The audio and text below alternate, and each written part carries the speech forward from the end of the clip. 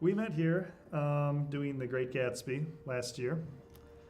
And ironically, our characters were having an affair in the show, so we had to get very close very fast.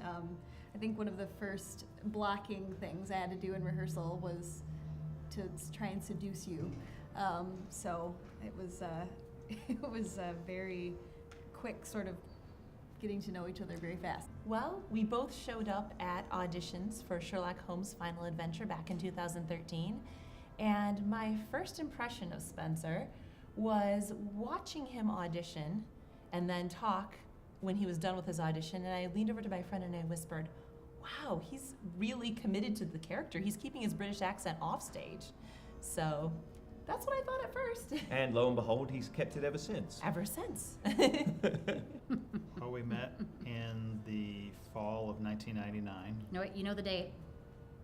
October 7th, 1999. He still has the little audition notice card somewhere. Yeah, He hung on to it. keep it in a drawer, stuffed away, just as a memento. So We met in high school, actually a year before I got involved with Civic. Before all the adventures started. Before the adventures started. But we met at City High School, and actually I was a 10th grader coming into City, which was In unusual. 1986? Yeah. First time we saw each other, I think, was here on the stage. He was during setup of a show for Annie in the summer of '85.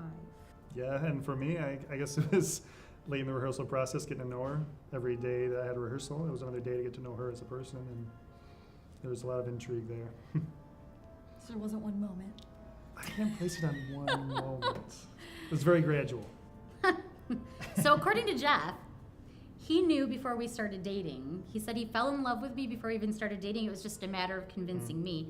I did not know that quickly because I specifically remember being out doing, I don't know why we were in the lobby doing a dance rehearsal. We were in the lobby doing a dance rehearsal, and Jeff's much quieter than I am and takes a little longer to warm up. And he knew, you didn't know anybody in the cast, I don't think. I didn't know. No, he didn't know anyone, and I already had multiple friends.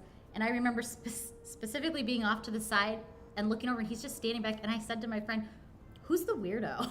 And so we were friends, and then we dated for a while, and then I moved to Austin, Texas to figure some things out and go do my own thing. And And then we spent 10 years apart where we didn't even talk, didn't know each other, nothing.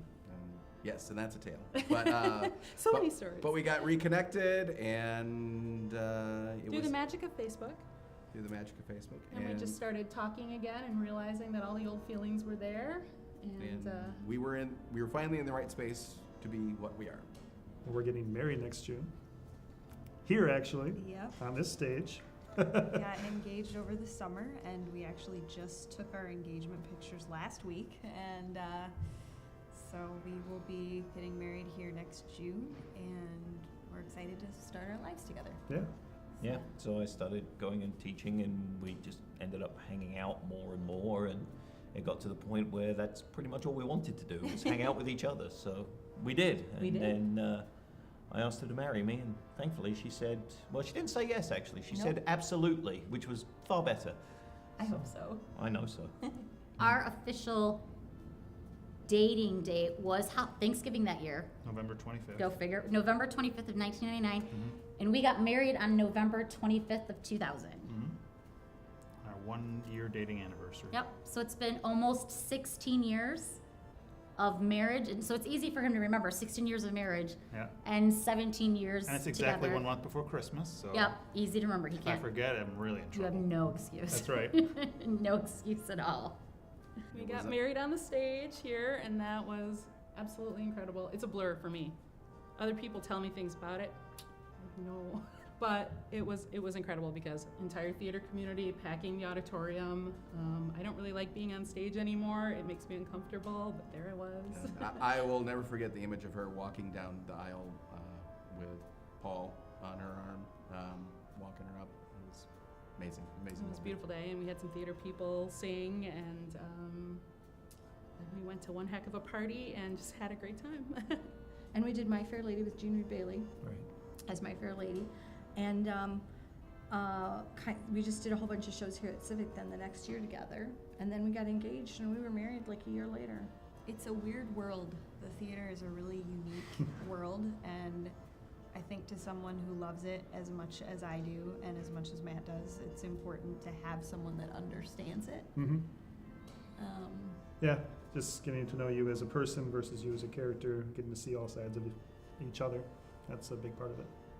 For me, I think it was the fact that because our characters had such close interaction, it put us very close together a lot.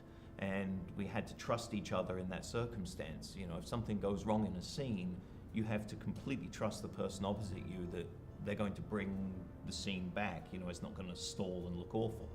So you get that element of trust with each other. And then when you're already playing a romantic interest, there's a closeness that develops.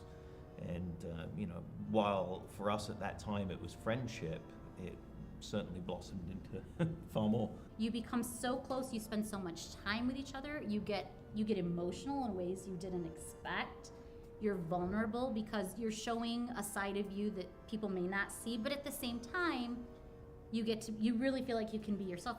Theater's such an open, it's such an open group of people who are willing to accept anyone. So you learn a lot about people while you're there. I learned he wasn't a weirdo. I mean, actually no, he's still a weirdo, but he's my weirdo.